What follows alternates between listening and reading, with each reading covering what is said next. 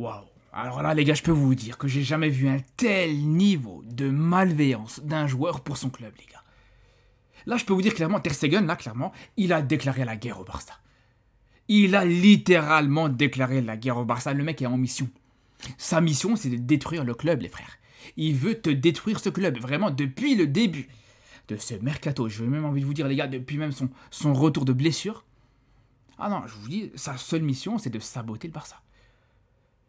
Le mec, voilà, on en a déjà parlé sportivement, il n'est pas exceptionnel, c'est déjà une chose, voilà, c'est compliqué sur le terrain, c'est pas un grand gardien, c'est pas le grand gardien qu'on a pu connaître avec quelques années d'ici. C'est une chose, ça peut arriver, c'est pas un problème, ça peut arriver à tout le monde. Le club décide de le vendre. Il veut pas partir, c'est là où ça devient compliqué. C'est là où ça commence en tout cas à devenir compliqué, mais c'est pas... Moi je pensais que ça allait s'arrêter là. À chaque fois je me dis, vas-y, Ter Stegen, il a atteint vraiment les limites de ce qu'il peut faire pour saboter le club, tu peux pas aller plus loin. Au bout d'un moment, comment tu peux faire pire qu'un joueur qui est mauvais, qui n'apporte pas satisfaction au club, mais qui malgré ça ne veut pas partir, il veut absolument rester. Non, c'est pas suffisant les gars. Non seulement il veut pas partir, mais en plus de ça, il te dit, voilà, la seule condition pour laquelle je parte, c'est que le club, il me paye mon contrat jusqu'à la fin et qu'il rompe mon contrat comme ça, sans prendre d'argent juste derrière, sans me faire vendre juste derrière à un autre club. Est-ce qu'on se rend compte les gars de la situation ? Venant, encore une fois, on parle d'un capitaine.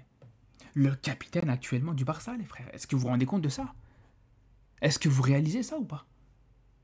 Et c'est pas fini. Et c'est là où je vous dis, c'est pas fini. On pense à chaque fois que ça va être fini, mais là, vraiment, sur ces derniers jours, sur ces dernières heures, surtout, les gars, là, vraiment, là, pour moi, hein, je vous le dis, j'ai perdu tout respect.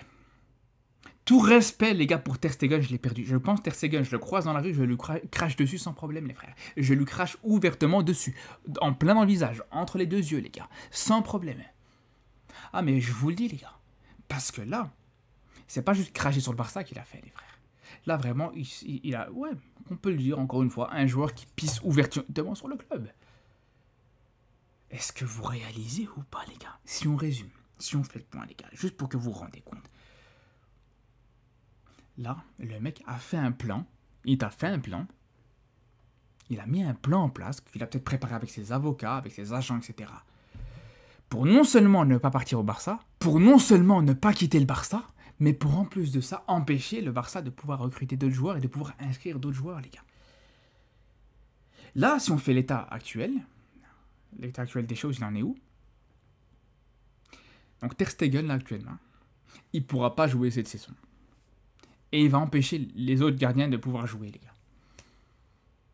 Le Barça, actuellement, là, compte 4 gardiens dans son effectif. Ter Stegen, Szczęsny, Joan Garcia qui vient d'arriver, et le petit Iñaki Peña, gardien formé au club, etc. 4 gardiens. Sachez, les frères, que à cause de Ter Stegen, je dis bien à cause de Ter Stegen, les frères, t'as qu'un seul gardien qui pourra jouer, c'est le petit Iñaki Peña. C'est tout. C'est tout, les gars.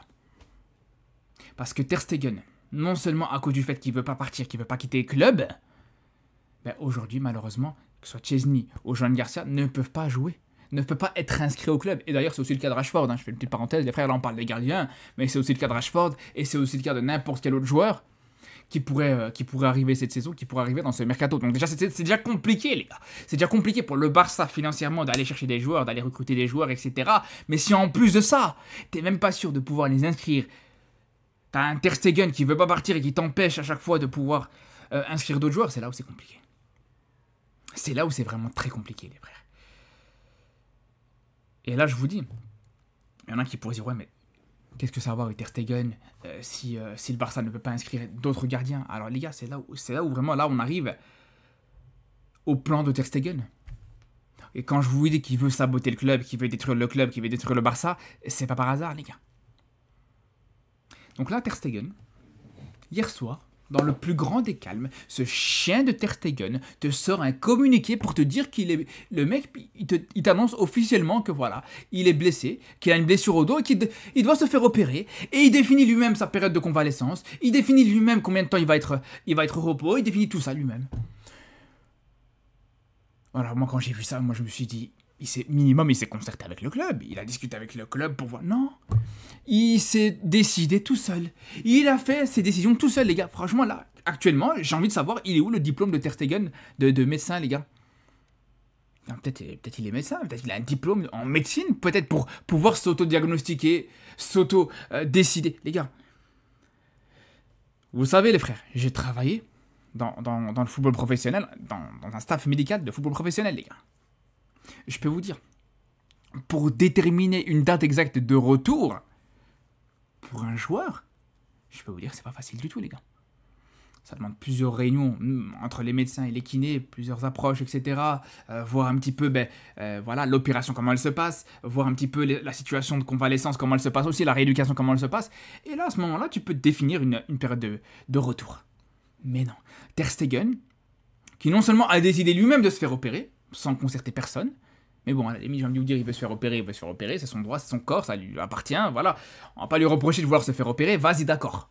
Même si, j'ai envie de vous dire, les gars, tu viens de revenir de vacances, est-ce que ça pouvait pas justement voilà, être plus tôt pendant cette période de vacances? Mais bref, vas-y, pourquoi pas, il veut se faire opérer. Mais le mec, avant même l'opération, Dr Ter Stegen, il vient te dire, non ouais, en fait, ouais, voilà, je vais revenir à telle date, il me faudra autant de temps avant de pouvoir revenir. Mais t'es qui, frérot? D'où tu te perds? T'es Dr House, toi, frérot? T'es Dr House? T'es qui, frère? T'as joué dans Grey's Anatomy pour pouvoir nous dire, ouais, à quelle date tu pourras revenir exactement? Tu t'es pris pour qui? C'est pas à toi de le dire. C'est absolument pas à toi de le dire. Mais après, on va me dire, ouais, mais de toute façon, voilà, peut-être, voilà, il estime une date, etc. Voilà, c'est son. Mais c'est là où c'est subtil, c'est là où c'est vicieux, c'est là où c'est malsain, les gars. C'est malsain, mais d'une telle malsainité, les frères. Je sais pas si ce mot existe, mais c'est malsain de fou. C'est qu'il a décidé lui-même que dans 3 mois, il serait de retour. Alors on pourrait croire que c'est une date au hasard, qu'il a choisi comme ça, qu'il s'est dit ouais, 3 mois. Bah. C'est pas anodin du tout, les gars. C'est là où quand je vous parle de malsain, c'est pas anodin du tout, les gars. 3 mois, parce qu'il sait très bien que s'il avait dit 4 mois, les gars, le club aurait pu inscrire d'autres joueurs, aurait pu inscrire les autres gardiens. C'est comme si Ter Stegen aurait été désinscrit, et voilà, ça aurait laissé la place. Mais non. Non. Ter Stegen ne veut pas aider le club. Le mec est en mission, les gars. Je me pose vraiment la question là actuellement. Est-ce que vraiment il reçoit pas un chèque de la part de Florentino Pérez, les gars? Au bout d'un moment, je me demande si vraiment le Real Madrid est pas en train de payer Ter Stegen pour pouvoir saboter le Barça. Parce que franchement, même si là actuellement le Real Madrid cherchait une solution, rêvait d'une solution pour pouvoir vraiment saboter le Barça, je pense qu'ils n'arriveraient pas à le faire. Je pense que même eux, s'ils mettent toute leur énergie, toute leur force pour pouvoir saboter le club, ils n'y arriveraient pas, les gars. Tellement c'est un plan de génie, les gars, vraiment. Vous vous rendez compte, les gars, où on en arrive aujourd'hui? Donc là, maintenant, voilà, t'arrives pile à une période qui fait que, voilà, non seulement tu pourras pas compter sur Ter Stegen, parce que, voilà, il va partir se faire opérer, mais tu pourras pas compter non plus sur d'autres gardiens, en fait, tout simplement, et d'autres joueurs comme Rashford qui vient d'arriver, et même d'éventuels autres joueurs que tu pourrais recruter. C'est là où c'est une dinguerie, les gars. Et j'espère que ça va pas rester impuni. J'espère vraiment que là, le club va trouver une solution, enfin, pour une fois pour toutes, taper du poing sur la table et ne pas laisser faire ça. Au bout d'un moment, ça va 2 minutes de se faire passer pour les victimes par Nico Williams, par le premier jour venu, par même les adversaires, comme vous avez pu voir, les gars, la tournée asiatique, la tournée au Japon, les Japonais qui voulaient même pas payer le Barça, mais bon, ça c'est encore une autre histoire, au final ça s'est réglé, heureusement. Mais au bout d'un moment, les gars, ça va 2 minutes. Cette tendance, comme je vous dis, à se faire marcher dessus par tout le monde, par tes joueurs, par tes entraîneurs, par tes anciens joueurs, par tes... Non, les gars, c'est trop. Vraiment, les gars, c'est plus possible, je vous le dis, les frères. Et là, pour moi, vraiment, le Barça doit pas laisser ça. Doit pas laisser ça. Mais le pire dans tout ça, c'est que j'entends... Ouais, le Barça réfléchit à retirer le brassard de capitaine à Ter Stegen. Mais comment ça, vous voulez retirer le brassard de capitaine? Et comment ça, vous réfléchissez à retirer le brassard de capitaine à Ter Stegen? Mais les gars, vous êtes sérieux? Mais c'est pas juste le brassard de capitaine qu'il faut lui retirer, les gars. C'est sa liberté conditionnelle. Le mec, faut l'envoyer en prison. Faut faire quelque chose, les gars. C'est pas normal. Bref, voilà, encore une fois. Il n'y a que au Barça où ça arrive, ce genre de choses. On a l'habitude maintenant, tout simplement, les gars. Bref, on se dit à très vite pour resuivre justement cette histoire. Je vous dis, je pense qu'on n'est pas au bout de nos surprises. Sur ce, à très vite, et surtout d'ici là, les gars. Prenez soin de vous.